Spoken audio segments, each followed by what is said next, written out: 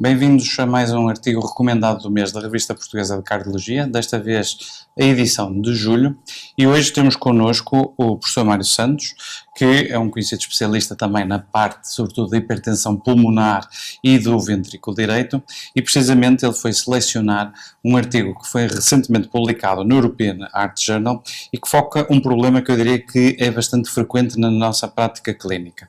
Nós sabemos que a hipertensão pulmonar, a causa mais frequente é a doença do coração esquerdo e sabemos que é muitas das vezes difícil de tratar e temos às vezes pouco a oferecer a estes doentes, para além da correção muitas das vezes da doença cardíaca do lado esquerdo.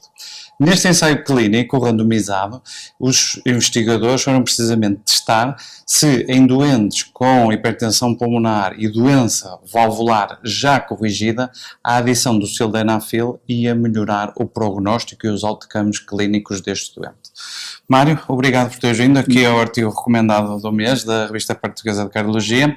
E a primeira pergunta que eu também te ia fazer era um bocadinho esta, não é? Quais foram então, neste ensaio clínico, os principais resultados e o que é que tu trazes para a tua prática clínica depois deste ensaio clínico?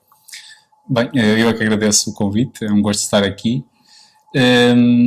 O ensaio envolve a randomização de 200 doentes para sildenafil e para placebo e tenta explorar a utilização off-label deste tipo de fármaco em doentes com doença valvular corrigida.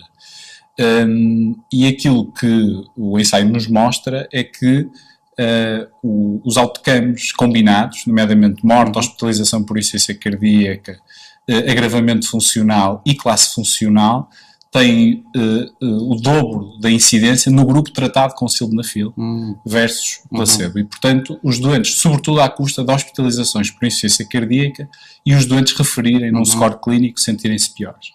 E, portanto, é um ensaio clínico... Nem sequer é um provavelmente neutro, digamos assim. Não, é exatamente isso.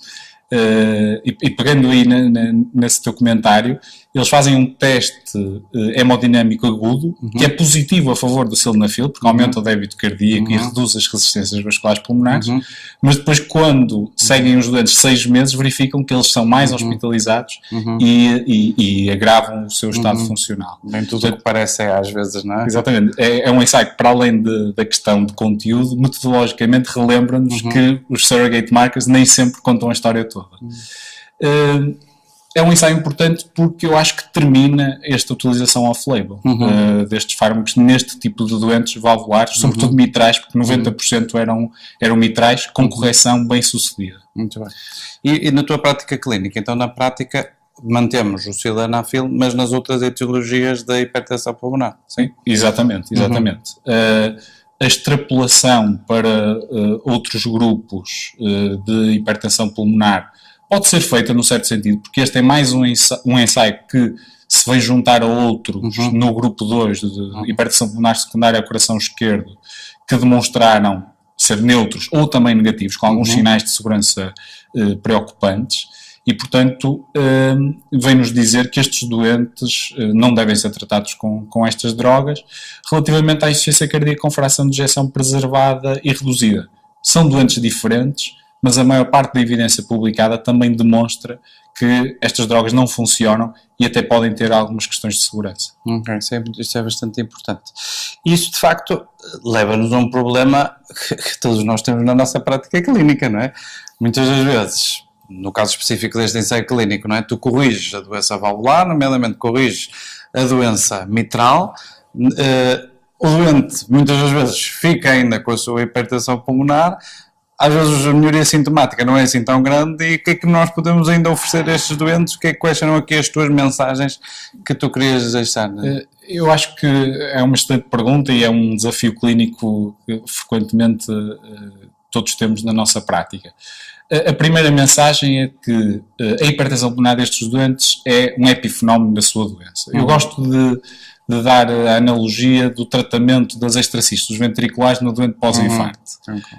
Ninguém trata as extracistos com antiarrítmicos, porque a evidência mostra-nos que os doentes agravam com essa terapêutica. A hipertensão pulmonar nestes doentes é também um epifenómeno e, portanto, o tratamento deve ser dirigido à doença de base, bom controlo de frequência no doente com FA, por exemplo, bom controlo tensional, a gestão judiciosa do diurético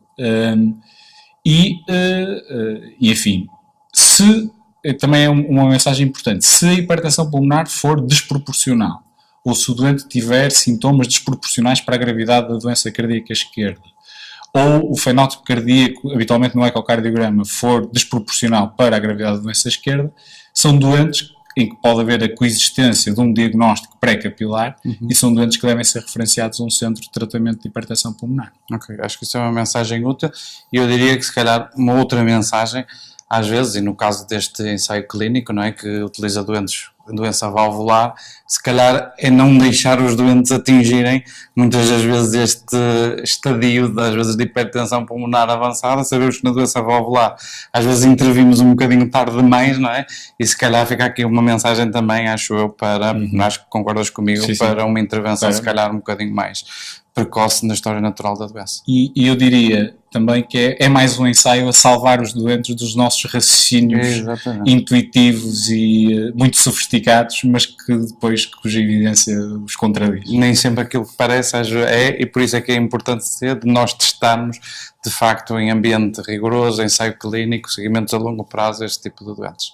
Mário, obrigado pela tua presença aqui e fica o desafio, acho que tivemos aqui uma excelente entrevista, um excelente ensaio clínico e fica aqui o desafio para continuarem a acompanhar o artigo recomendado do mês da Revista Portuguesa de Cardiologia.